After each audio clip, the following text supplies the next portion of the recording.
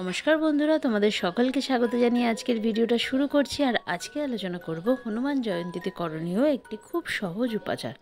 এই উপাচারের মাধ্যমে দীর্ঘদিন ধরে যাদের কোনো কর্মে বাধা তৈরি হয়ে রয়েছে, যার জটিলতা কাটছে না বা চাকরি প্রাপ্তিতে বাধা তৈরি হচ্ছে, তারা কিন্তু এই উপায়টি করতে পারো।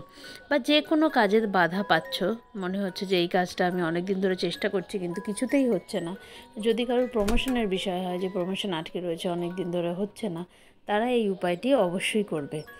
একটি চামেলির তেলের প্রদীপ জ্বালাবে হনুমানজির সামনে।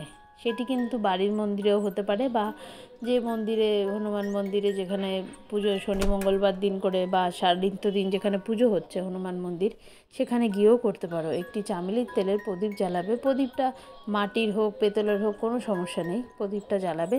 প্রদীপ জ্বালিয়ে তার সামনে বসে, অবশ্যই কিন্তু বসে করতে হবে, দাঁড়িয়ে বা হাঁটু গেড়ে বসে হবে না, একদম ভালোভাবে আসন করে বসে 7বার হনুমান চালিসা পড়বে।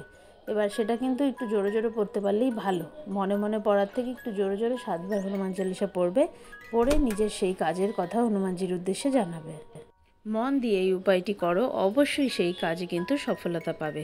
সকলে ভালো থেকো। নমস্কার।